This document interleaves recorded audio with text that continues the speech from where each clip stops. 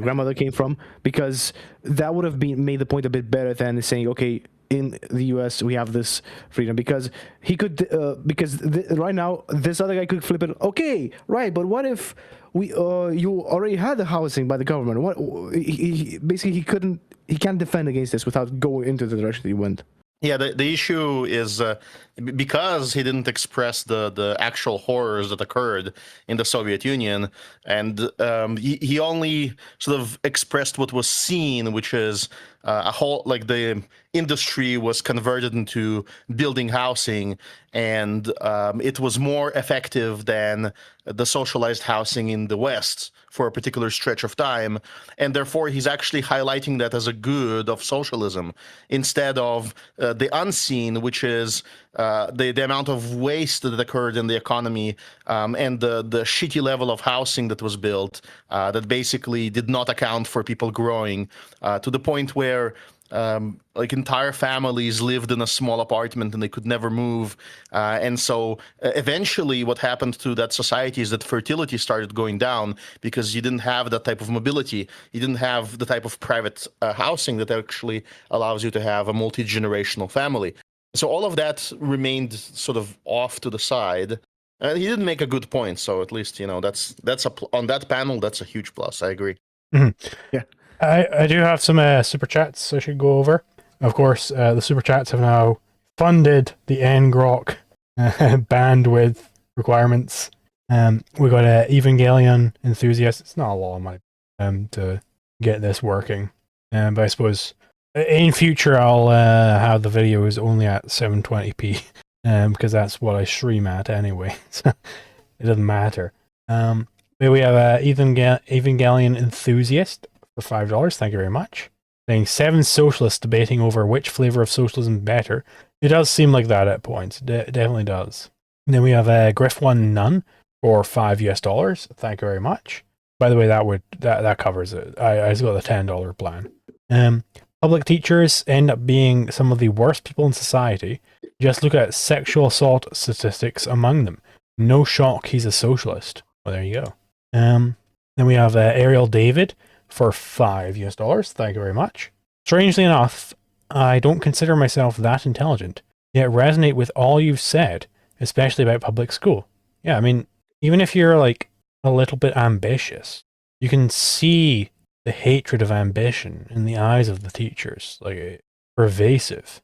Then we have I have this intention to actually do like a video or like covering the actual full pernicious like hatred of like the full terror that is public schooling, because there's this good website called supermemo.guru that's made by this guy called Pyotr Wozniak, and he developed the spaced repetition algorithm that's used in most like flashcard software now, that's used for people to help memorize things. And he's done a lot of like research, like deep research on the neuropsychological mechanisms of learning, and he's concluded from like the empirical neuroscience direction what Murray Rothbard knew from the philosophical direction, that like forcing people into compulsory schooling is just bad, because like no one wants to learn when they've been imprisoned, right? And that's what public schooling is. Like public schooling is prison, right? It's part-time prison, right? The other half of the time you go home to your family, but you know, public schooling, you what is it? You're in a building which is surrounded by bars. You're not allowed to leave.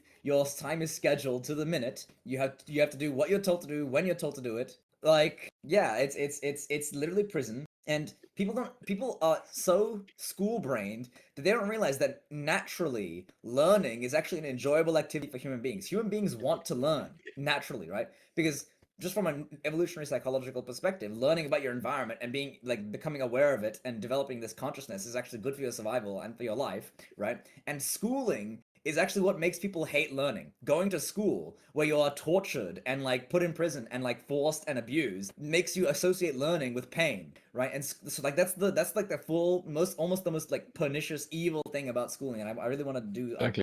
a thing about that. I love to see it. Well, first you gotta fucking publish that goddamn video on the regression theorem. I promise. I got delayed last week because I had to go to work early, and then I had to do other shit. But I swear it'll happen. Inshallah, it will be done. It shall be done.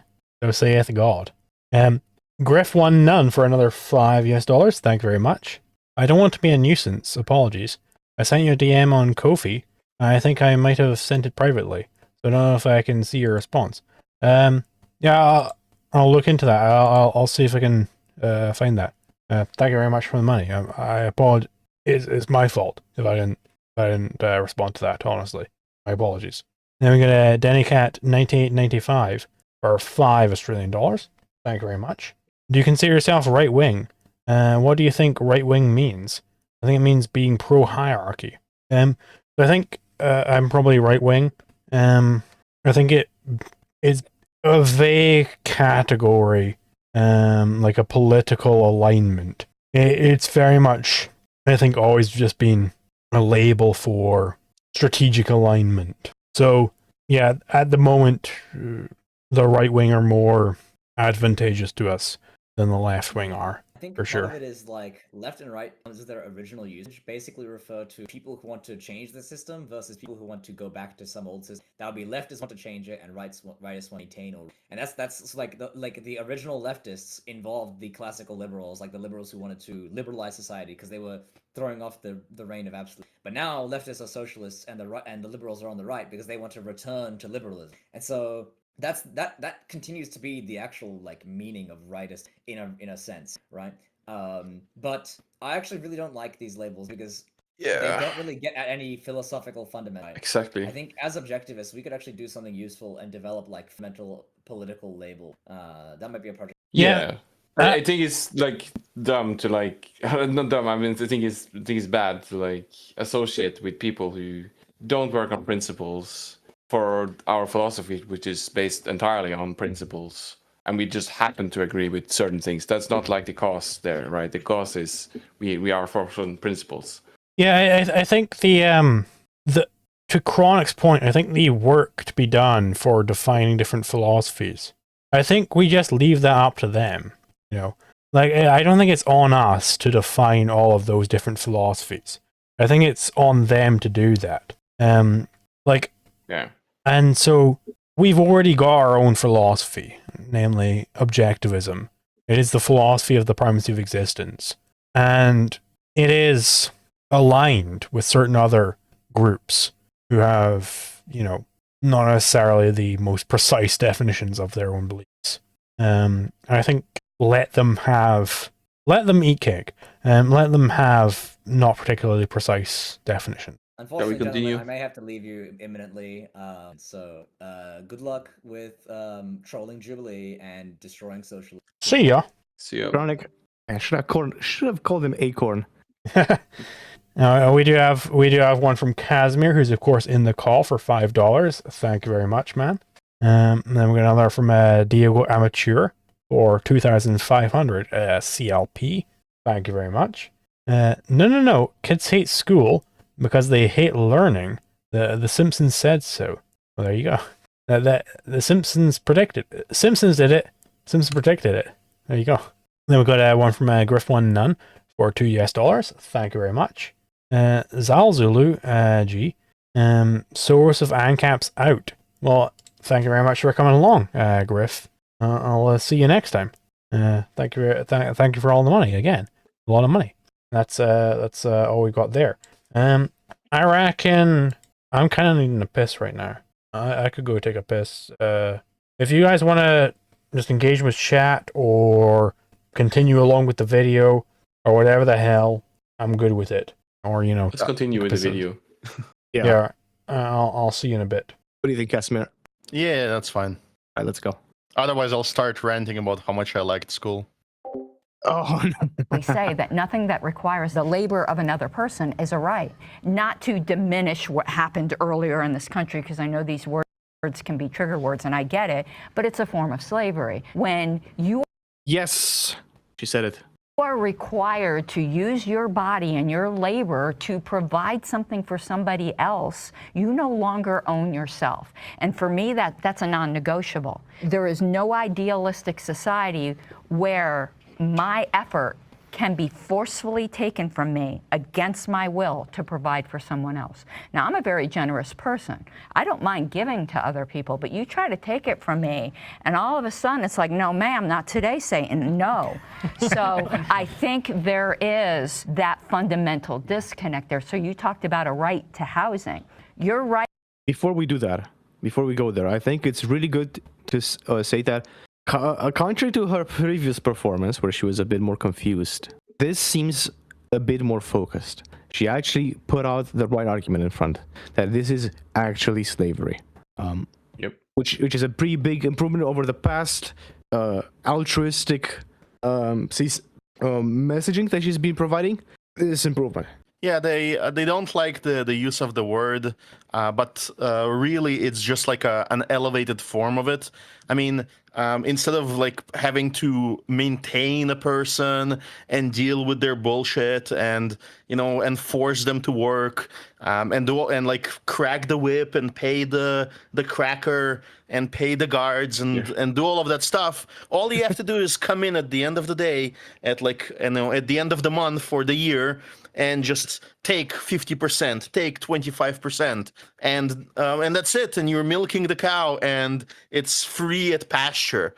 That's it. So yes, it's technically not slavery. You can do whatever you want, man. You can do whatever you want. You can do whatever job. We're robbing you either way. That's it's open range milking now. So great. They have removed the actual jail, but they kept the sort of metaphorical and effective taking. Progress. Continue. Is to pursue housing. I can't stop you and another willing participant from arranging for housing, but I don't have to give you one, and I don't have to do a thing to get you one. Now, if I know you and I like you, I'll want to help you out. I was going to say, I think analytically, if we look at what socialism really is, it's really just a collective ownership of all goods. And I think, so if we look at housing, right, the biggest issues that we have with housing is that certain types of housing is allowed, not. There's regulation, not. And I think the way that we fix those is we have to have the state. The state has to exist. The state has to moderate things. And ideally, you want everybody to work together and to vote and to be on the same page. Because he at least said the quiet part out loud. Socialism is the collective ownership of all things. It is correct insofar as that is one of the things it implies. But he has not actually made any conclusion. He's not derived any sort of causality from this to the state should do this. Not only that, but there's a fundamental problem here is that it's a stolen concept. So we understand, I think most ANCAPs understand that there is at least some issue with this idea of collective ownership. Now there's like the practical issue, which you encountered, the tragedy of the commons, the issue of having to ask permission. All of these, there's practical issues you encounter. But it's like he's like confused about what the word ownership even means. And there is like a natural meaning that most humans understand, and he's trying to substitute his own alien and weird concept, and he assumes that he's trying to give it like the whole Marxist idea is to give it a naturalistic veil. They go back in history to some tribal society, and they claim, with their very poor anthropology and very poor history, that this tribe had no private property, that everything was shared. But to the extent to which this is true, I think it's probably just mysticism. I don't think that even in a tribal society that was possible. Yeah, it's almost certainly, in fact, the case that it's just the tribal chief. He was considered to own everything. As you see in the medieval period, it was the lord who was considered to own everything in the land, and he grants you these things. Perhaps in the tribal societies, it was more collectivist. It's like it's the family spirit owns everything. Like there's actually this interesting idea, the bicameralist mind, which I think has something to it, where people in antiquity, back in like the Bronze Age, before the Bronze Age collapse, they were basically all schizophrenic, and they had like a voice that would tell them things, and that was how they, would think. And it would be very natural to then assume, well, the voice owns everything. That's probably more like it. There is this, there are these gods, and the gods own everything. So it's communally owned. And after a certain point, the gods went away, of course. First communists. Yeah. I mean, There's a great guy. This is one of my favorite subjects in history. Viator et Terra, a YouTuber, sort of highlighted that idea when he discussed medieval guilds. I think unfortunately, he didn't continue in that direction for most of his content. But the basic idea is that if you go back in history, it's not less anarchist. It's often more anarchist because of the way that societies were formed. They were formed by highly creative individuals or highly successful parasites. But there's like a natural limit to the extent of parasitism you could have.